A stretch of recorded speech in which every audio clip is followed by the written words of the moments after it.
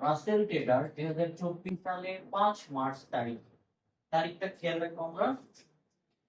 5 March তারিখে 4/4/10 30 শর্তে 40,000 টাকা মূল্যে পণ্য 25% বার্তায় ক্রয়।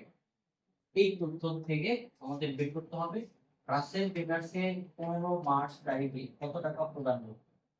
দেখেন এখানে একটা কন্ডিশন, এটা আপনারা যারা ফাইনান্স সাবজেক্ট রয়েছে এইচএসসি ফার্স্ট পেপারে 5ম নম্বর অধ্যায় কিন্তু এরকম কন্ডিশনে আমাদের একটা অঙ্ক করতে হয়েছে, সেটা হচ্ছে কেটিসি অঙ্ক।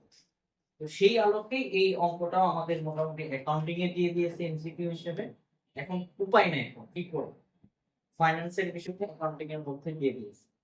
তো এটা আমরা সহজভাবে আপনাদেরকে বোঝানোর চেষ্টা করব। এটার একটা অর্থ আছে, 4/10 n/30। এটার অর্থটা হচ্ছে আপনি যে প্রোডাক্টটা ক্রয় করেছেন 40,000 টাকা 25% বার্তার মাধ্যমে, এটার একটা শর্ত হচ্ছে 10 দিনের ভিতর আপনি যদি প্রোডাক্টটার মূল্য পরিশোধ করেন তাহলে কোম্পানি আমাকে 4% ডিসকাউন্ট দিবে, বার্তা দিবে, ছাড় দিবে। আর যদি 10 দিনের ভিতর পরিশোধ করতে আমি ব্যর্থ হই তাহলে তো ডিসকাউন্ট আমি পাবোই না, তবে অবশ্যই 30 দিনের ভিতর আমাকে এই প্রোডাক্টের সম্পূর্ণ মূল্যটা পরিশোধ করতে হবে।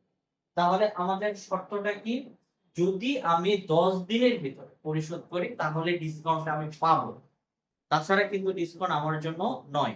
এখন প্রশ্নটা বলেছে রাসেল টেডার্স 15 মার্চ তারিখে কত টাকা প্রদান করতে হবে।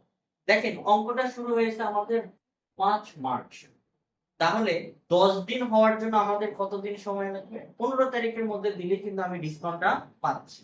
এটা সহজ হিসাব।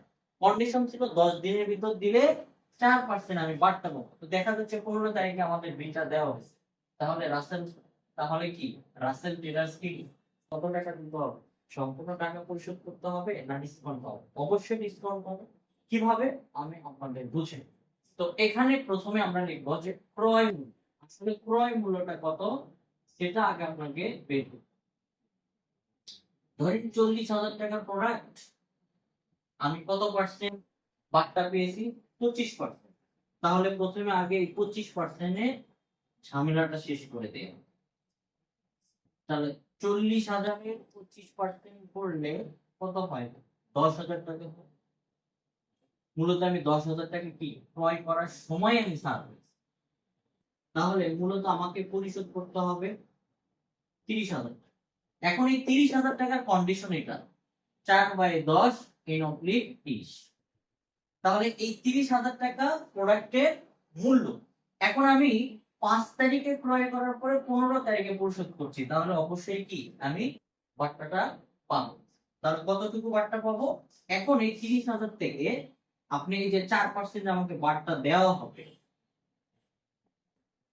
তো 4% লেখেন, তাহলে কত হচ্ছে 30,000 মাইনাস 3 4 12, 1200 টাকা। 30,000 থেকে 1200 টাকা বাদ গেলে 28,800 টাকা হবে।